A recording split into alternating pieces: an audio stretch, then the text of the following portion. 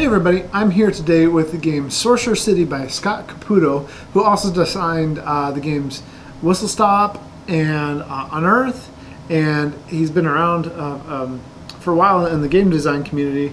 So we're going to take a look at the game. We'll talk about my final thoughts after we talk about how to play it and game setup. Here's the setup for Sorcerer City. I've actually set it up for a 3-player game. The game takes up a lot of table space though. I haven't included all that in frame. Instead I've turned one player area towards the camera so we can talk about that setup from the player's perspective. And you can see the player tracker board, a set of starting tiles, and the rest of the setup of the game. All of the tiles have symbols on the back, so let's take a look at one of those. Here we'll get it in focus. And this one is the circle symbol, but here are the other starter tile symbols too, so you can see those. All the tiles have the symbols on the back. I've shown this one just so you can more easily find those. That's the one thing I really like about the game. Even though there are a good amount of components, the organization has been well thought out. So everyone starts with 12 tiles, their tracker boards, and their 4 tracker markers. They also receive a set of raw transformation cards. Here you can see some of those. So on the back there are characters. The characters don't really matter. You can see 3 of those, but on the other side are the resources that you're going to use later in the game.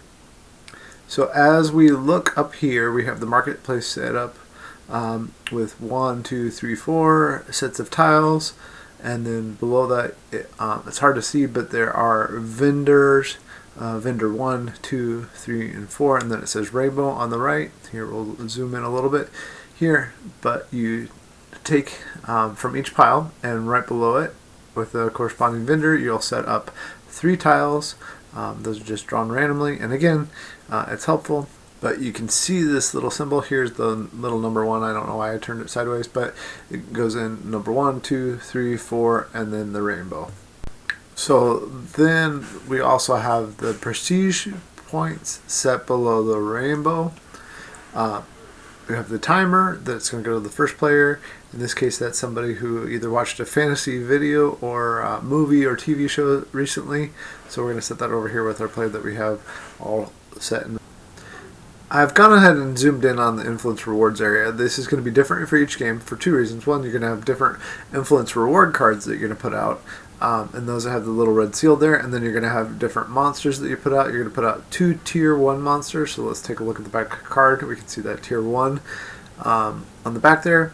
Okay, so I've selected the dragon and the dark mage for this game. You get the corresponding tiles, and then for the tier 2 I picked out the giant and chimera. You can either pick out ones you like, or you can pick randomly. You get all those set up. Take note though with that there are going to be different colors, but the same monster on each of the tiles. Cards though, that the year 5 card has no influence reward. That one is the same for every game. Again, those are the ones with the red seal. The year 1 might have something that says do not use for year 1. Just make sure you don't put that for year 1. Other than that, there's also these mystery cards. They aren't used in this variant, but there is some accommodations for a 2-player game and for a solo game. If you're into those things, this game is ready for that. So it gives you even more replayability and ways to play this game, and I like that about this game. We'll now talk about the basics of how to play the game. You'll see the icon for each phase in the bottom right hand corner. First is the prepare phase, next is the build phase, third is the score phase, next is the influence and buy phase, and then finally there's the prestige phase before we have the cleanup phase. Let's go ahead and take a deeper look at each one of those phases. So as you may have noticed before, I already had some of the starting tiles flipped over, because what the prepare phase is when you just sort the tiles that are in your deck. You're going to get more tiles throughout the game, and then I have it set up like the timer has already started and the player has started to put out some of their tiles. In this case, they've tried to match up the yellow ones because they see that shield icon and they realize that that has to do with scoring. In this example, that means that they're going to be scoring money, which is on the tracker, and which is the yellow, and which has the little tint symbol. To reiterate, prepare is to shuffle, and build is placing out all of your tiles in your city. Although it's not going to matter in this first round, and future rounds, monsters are going to come out, and they're going to have different effects that are going to matter at different times. So be aware of those, because some monsters, spells, and artifacts have different abilities that are marked by those round markers that we just saw. When you're done with the building phase, because the timer has run out, you go to the scoring phase. In the scoring phase, you're going to score raw magic, influence, money, and prestige. Shown here by the symbols of the crystal.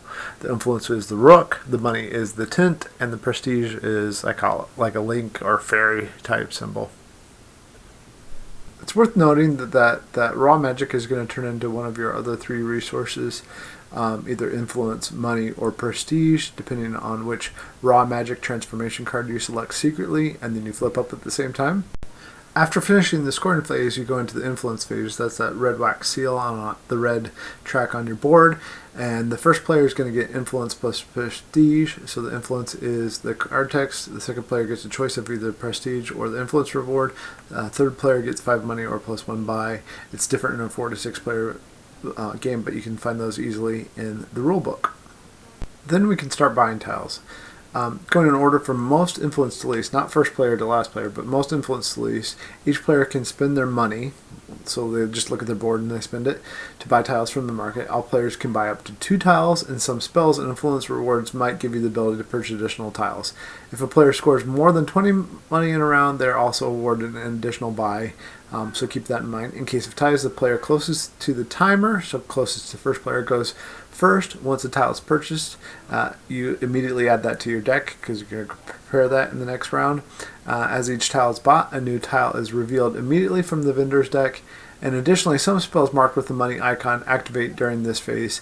The example given in the rulebook is gain a tile costing up to 6 for free.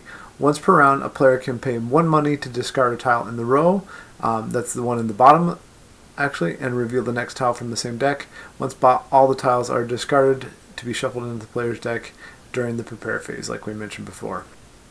After all the players have bought their tiles, all players collect their prestige tokens equal to the prestige score on their annual progress track. The player who scored the least gets the bonus of, and each year they're going to get the tile from the top of the vendor 1 deck, year 2 vendor 2 deck, year 3 so forth. In year 5 you don't get that bonus. Finally, let's take a look at the cleanup phase. Return all your discarded tiles to your player decks, and then monsters that were selected at the beginning of the game get shuffled in. You shuffle the stack of the monsters to be dealt and turn the stack face down and deal a monster to each player. If the monster is a skeleton, you're going to deal 2 skeletons, and if the monster is a lich, also get the skeleton pile ready, so you don't want to use both skeletons and lich, because you're going to get skeletons as the lich makes them come into the game as one of its powers. There's a lot of different ways to score in this game, and we previously looked at the one that just had to have 3 tiles in any order to get the money to go up. This one is called a line goal, so if you got like 3 yellows in a row, you would get the bonus of the money. That's not the only type of goal in the game, even in your initial tile. So let's take a look at this one. This is called the shield goal. To complete this goal, the tile with the goal must have at least 2 neighbored tiles with a shield of any type or color on them. To work out the score, simply count 1 for each shield on the center tile and add 1 for every shield on a neighbor tile. If a tile has 2 goals of this type on it, you get to score each of those goals separately. So it's a pretty good one. And you'll see more of those types in the vendor tiles that are flipped from the marketplace. It's worth noting that there's no hidden knowledge as far as what's on your player tracker boards or how your city's being built each time. So you do get those magic transformation cards, which help you out in terms of catching up, as well as that marketplace mechanic of giving the last place person another tile to help catch up and balance out their deck. The rule book is also really well done. There's tons of great examples, show almost everything that you need, almost every different example or question that you might have. So this is a well thought out game that is balanced and easy to play.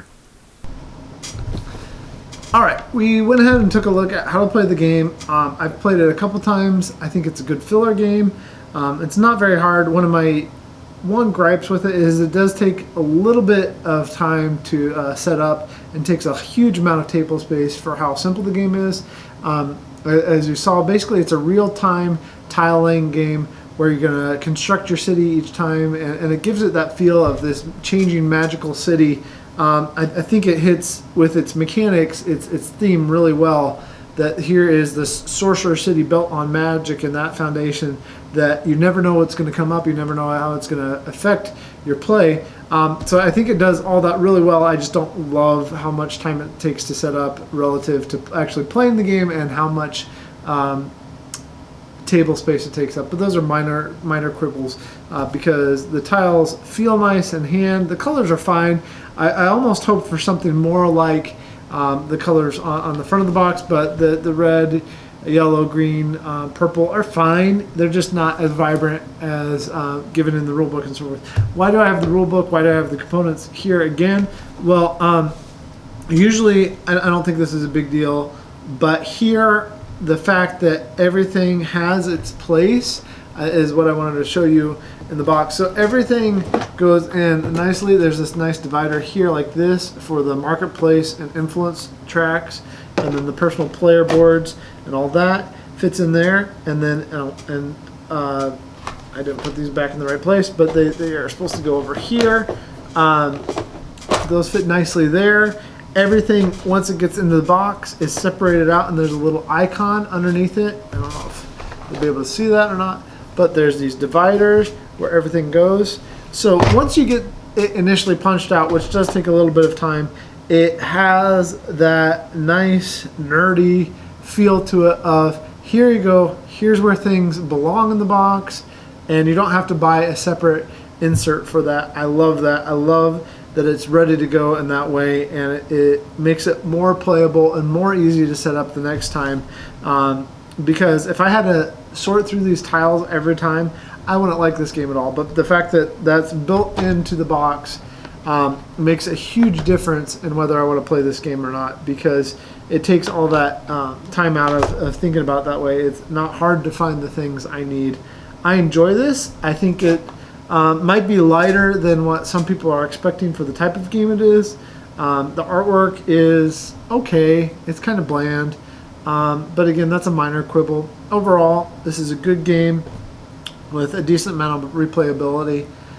Do I need to own it for my personal collection? I don't know. Would I play it if somebody brings it to the table? Absolutely. So if the real-time aspect of kind of drafting your tiles and building them and then getting new monsters in there that are going to do different things, and the marketplace, if all that appeals to you as a game, I think that this is a solid one with those unique mechanics. I just don't know that I need to personally own it. So it's up to you based on what you've seen, whether you would like Scott Caputo's Sorcerer City or not. Either way, I do think it's a solid game and I enjoyed playing it.